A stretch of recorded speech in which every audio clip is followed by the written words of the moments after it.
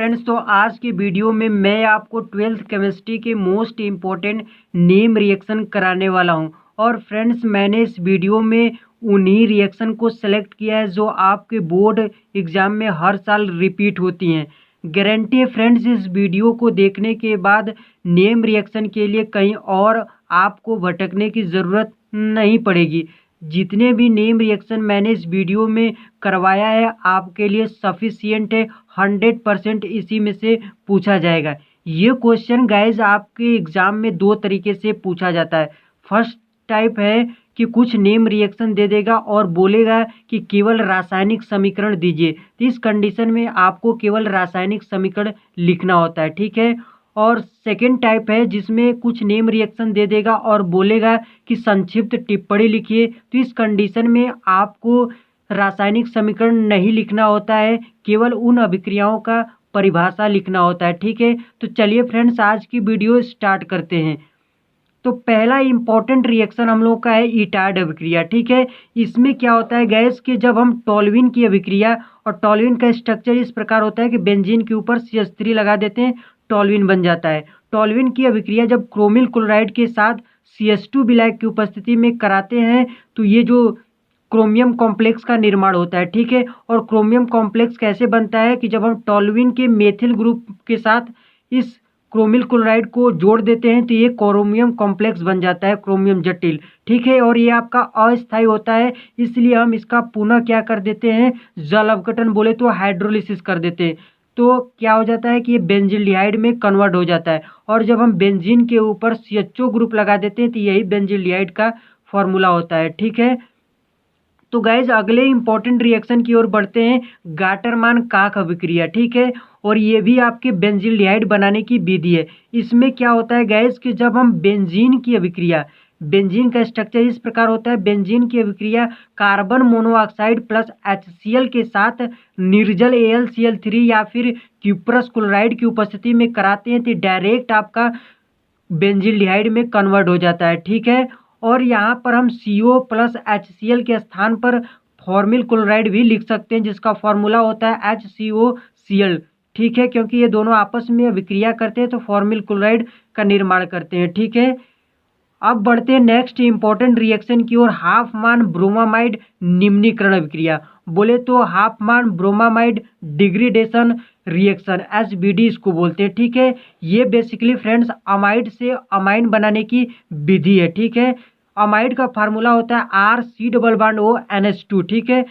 इसकी अभिक्रिया जब हम Br2 ब्रोमीन और KOH के साथ कराते हैं तो अमाइन बनता है, ठीक है। और इसको ट्रिक के साथ याद रख सकते हैं फ्रेंड्स के इसमें जो C+O होता है वो गायब हो जाता है, क्योंकि ये गायब हो जाएगा तो क्या बचेगा, RNH2, ठीक है। और यही अमाइन होता है, ठीक है। और ये बाकी में जो हमने इधर का कंपाउंड लिखा हुआ है इसको आप चाहे तो इग्नोर भी कर सकते हैं, छोड़ भी सकते हैं, कोई दिक्कत नहीं है, क्योंकि हमारा मेन प्रोडक्ट इसमें अमाइन है, ठीक है। अगले इंपॉर्टेंट रिएक्शन की ओर बढ़ते हैं, स्मीट अभिक्रिया। और ये भी काफ़ी इंपॉर्टेंट रिएक्शन है गैस, और ये भी अमाइन बनाने की विधि है, लेकिन किससे गैस, कार्बोक्सिलिक अम्ल से। ये अमाइड से अमाइन बनाने की विधि है और ये आपका कार्बोक्सिलिक अम्ल से अमाइन बनाने की। जब हम कार्बोक्सिलिक अम्ल RCOOH फॉर्मूला होता है कार्बोक्सिलिक अम्ल का, इसकी अभिक्रिया जब हाइड्रोजोइक अम्ल के साथ कंसंट्रेटेड H2SO4 की उपस्थिति में कराते हैं तो अमाइन बनता है, ठीक है। अमाइन बनता है, यहाँ पर अमाइन आप इसका नाम लिख लीजिएगा, ठीक है। हाइड्रोजोइक अम्ल का फार्मूला होता है N3H, ठीक है। तो अमाइन बनता है और CO2 गैस और N2 gas, nitrogen gas release होती है। कैसे होता है गैस, इसमें से जो COO होता है वो निकल जाता है, अर्थात CO2 गैस, और R के साथ एक N इसमें आ जाता है तो RN, और एक H इसमें आ जाता है RNH2 हो जाएगा, और दो नाइट्रोजन बचेगा तो N2 गैस इधर रिलीज हो जाएगी, ठीक है। क्योंकि इस अमाइन में एक N चाहिए एक R, तो R हो जाएगा, और H एक है और दो H चाहिए तो एक H इसका हो जाएगा तो H2 हो जाएगा, और एक N इसका ले लेगा, ठीक है। अब बढ़ते हैं गैस अगले इंपॉर्टेंट रिएक्शन की ओर, कोल्बे अभिक्रिया की, ठीक है। इसमें क्या होता है गैस कि जब हम फिनॉल की अभिक्रिया NaOH के साथ कराते हैं तो सोडियम फिनॉक्साइड बनता है, ठीक है। और इसकी अभिक्रिया जब हम CO2 और इसका जल अपघटन करा देते हैं तो सैलिसिलिक अम्ल बनता है, ठीक है। और सैलिसिलिक अम्ल का स्ट्रक्चर कुछ इस प्रकार होता है, आपकी स्क्रीन पे दिखाई दे रहा है, ठीक है।